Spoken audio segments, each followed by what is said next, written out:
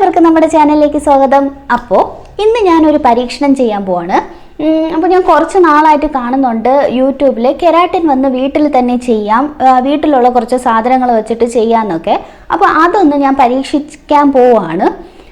അപ്പോൾ എൻ്റെ മുടി അല്ലെങ്കിൽ അറിയാമല്ലോ, നിങ്ങൾ കുറേ നാളായിട്ട് കാണാനില്ലേ, കുറച്ച് ചകിരി ടൈപ്പും അങ്ങനത്തെ ഭയങ്കര ഡ്രൈ ആയിട്ടുള്ള ടെക്സ്ചറാണ്.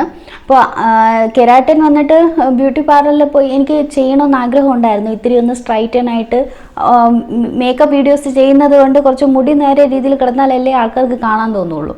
അങ്ങനെ ചെയ്യണമെന്നുണ്ട്. പക്ഷേ അതിൻ്റെ സൈഡ് എഫക്ട്സ് വിചാരിച്ചിട്ടാണ്. പിന്നെ അതിന് ഇത് എമൗണ്ടും കൂടുതലാണല്ലോ കെരാറ്റിൻ ചെയ്യാനായിട്ട്. അതിൻ്റെയൊക്കെ ഇതുകൊണ്ടാണ് ചെയ്യാത്തത്. മെയിനായിട്ട് ഈ സൈഡ് എഫക്ട്സ് കാരണം നല്ല കൊഴിച്ചിലൊക്കെ പിന്നീട് ഉണ്ടാവും എന്നൊക്കെ കേട്ടിട്ടുള്ളത് കൊണ്ടാണ് ഞാൻ പോയി ചെയ്യാത്തത്. സോ വീട്ടിൽ തന്നെ ചെയ്യാൻ പറ്റി വേറെ സൈഡ് എഫക്ട്സ് ഒന്നും ഇല്ല എന്നുള്ളെങ്കിൽ നമുക്ക് ചെയ്ത് നോക്കാമല്ലോ. അപ്പോൾ നമുക്ക് സ്റ്റാർട്ട് ചെയ്യാം. ആദ്യം ഇതിന് ഞാൻ കണ്ടത് പരീക്ഷിച്ച് നോക്കുകയാണ്. എനിക്കറിയില്ല റിസൾട്ട് കിട്ടുമോ ഇല്ലേ എന്ന്.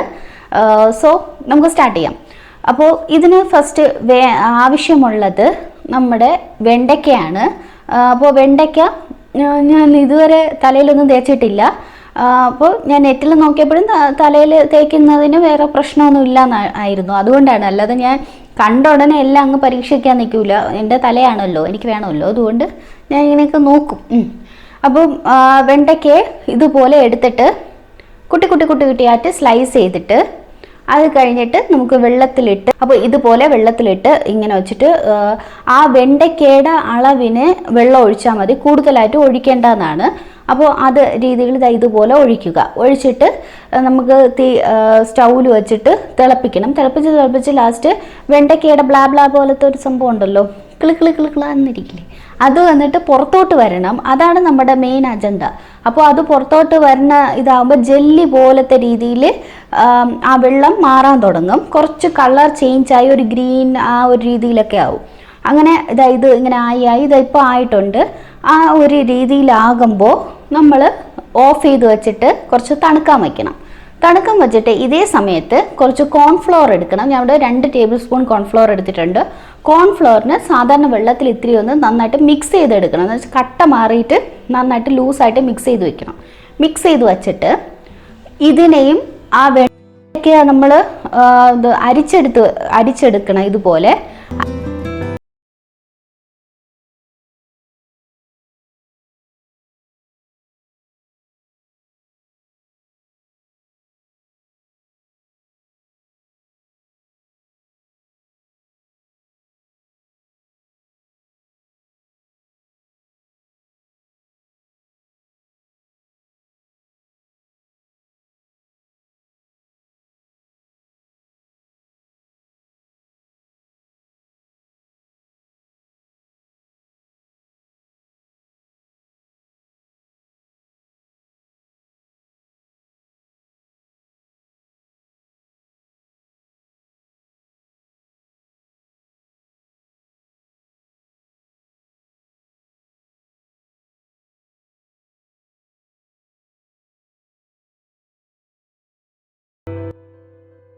തിക്ക് പേസ്റ്റ് രീതിയിലായിട്ടുണ്ട്.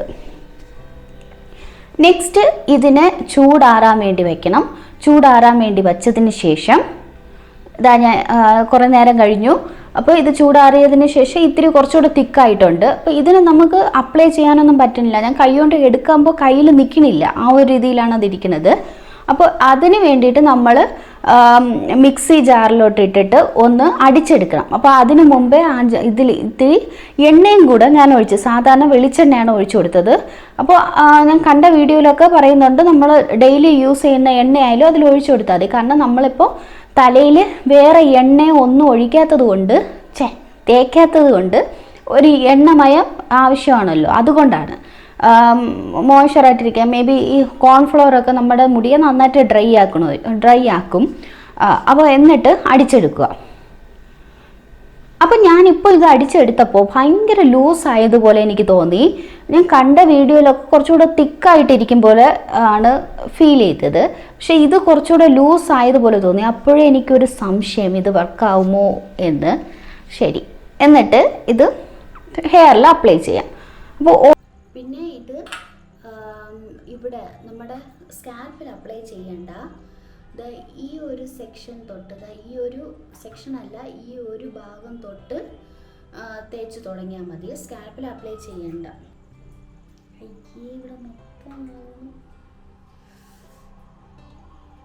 ഇവിടെ ജട എടുത്തതിന് ശേഷം ഇത് അപ്ലൈ ചെയ്യണേ, അല്ലെങ്കിൽ അതങ്ങനെ കെട്ടുകെട്ടായിട്ടിരിക്കും.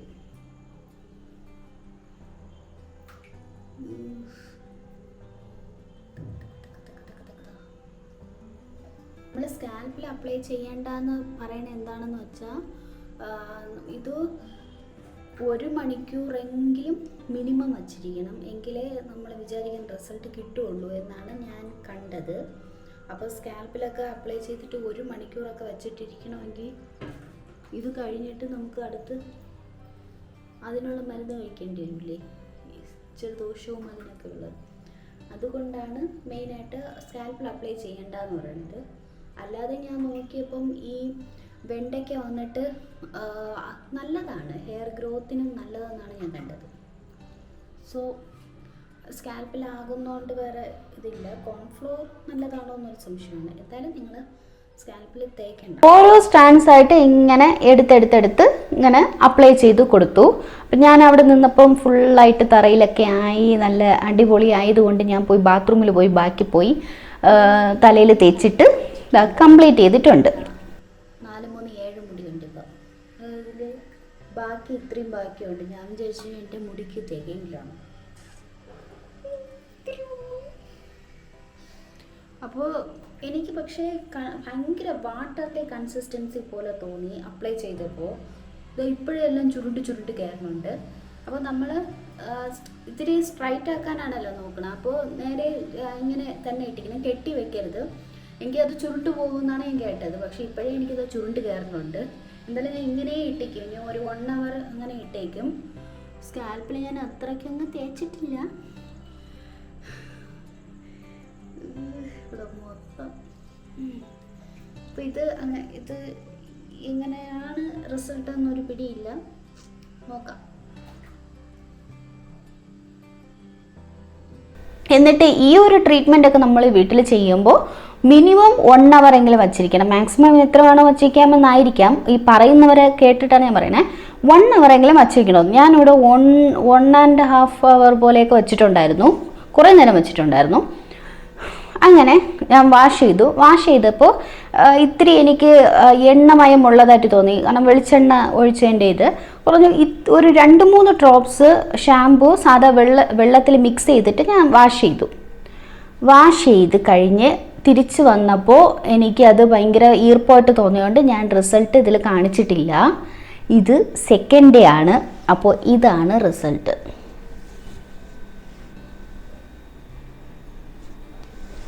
ഇത് ഞാനിപ്പോൾ ഹെയറിൽ വേറെ ഒന്നും ചെയ്തിട്ടില്ല. ഞാൻ മേക്കപ്പ് ഇട്ടിക്കുന്നത് കൊണ്ട് മുടി എന്തെങ്കിലും ചെയ്തിട്ടുണ്ടെന്ന് വിചാരിക്കരുത്.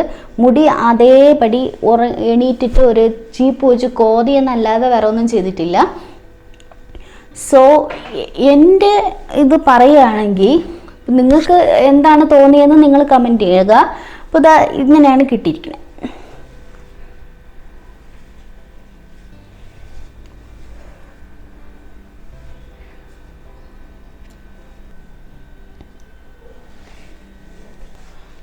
ഞാൻ അടുത്ത് കൊണ്ടുവന്ന് കാണിച്ചു തരാം.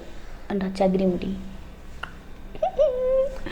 എന്ത് തന്നെ ചെയ്താലും, ഞാൻ എവിടെ പരിപാടി അവതരിപ്പിച്ചാലും ഫസ്റ്റ് ഫ്ലോപ്പ്.